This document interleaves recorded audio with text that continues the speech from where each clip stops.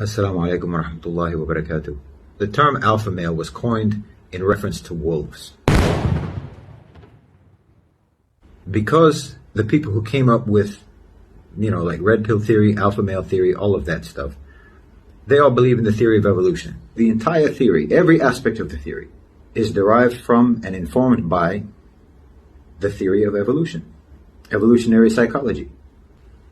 So they believe that animal behavior is informative about human behavior. If you adopt the alpha male terminology for humans, you are implicitly endorsing the theory of Charles Darwin that human beings evolved from an ape-like species. Why is your entire theory based on the denial of your father?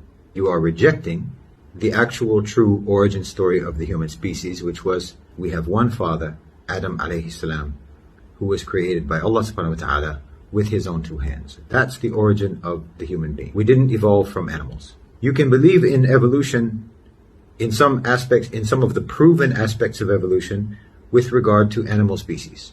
We don't have any story from Allah subhanahu wa ta'ala that there was one goat from whom all goats come. We don't know that.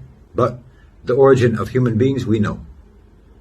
And don't be embarrassed and don't be shy to say it. When Rasulullah ﷺ went on the Isra wal Miraj, when he returned, he was in the home of his cousin Hani, and he told her what happened. She believed him. She was a mu'minah. But she told him, don't tell anybody about this. Nobody will believe you. But of course he's Rasulullah ﷺ. He's Al-Amin. So he had the intention in his mind, I will convey that this happened to me. If anyone asks me, I will tell them the truth, because he can't do anything but tell the truth. But of course he was nervous. He said, even I know they won't believe me. I have to tell people even if they don't believe me. This was a huge test for him.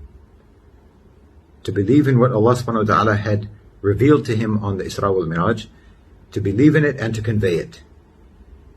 Knowing that people would disagree and not believe him and think that he was crazy. Who's the first person that Allah subhanahu wa ta'ala decreed should be the first person that Rasulullah ﷺ told after Hani about the Isra wal Miraj? Abu Jahl. The last person that Rasulullah ﷺ wanted to see. The last person that he wanted to have to tell what had happened. But Abu Jahl asked him, what's new? What's the latest? Anything new happened with you? So Rasulullah ﷺ told him, yes, there's news. I was taken up to the Samawat. I was taken to Jerusalem and back on a flying winged beast. Completely implausible, unbelievable story that Abu Jahl just thought, this is perfect. Now I have the perfect thing to discredit you. You've actually lost your mind. But Rasulullah ﷺ told it because it was true. He believed it, and it didn't matter what anybody said. Don't you think that Rasulullah ﷺ could have softened the story when he told it to Abu Jahl? Well, I think maybe I had a dream. I had a kind of a hallucination that this happened. I had some sort of a vision. No. He told him this is exactly what happened. And it happened. It didn't matter what anybody else believed. He knew what he knew from Allah subhanahu wa ta'ala. And we know what we know about the origin of our human species from the creator of the human species. There's no more definitive source of information about the human being than the one who created the human being. It's extremely important that you stand up for your father. It's extremely important that you stand up for Adam alayhi salam. And it's extremely important that you stand up for the knowledge that Allah subhanahu wa ta'ala gave us. He didn't have to give it to us. So don't be shy, because it's also extremely important. If we want to understand ourselves, if we want to understand men, if we want to understand the relations between men and women, we have to understand the origin, where we came from, what our beginning was. And if we don't understand that, every theory that you come up with, from alpha male to red pill to whatever, is going to be misinformed and misguided.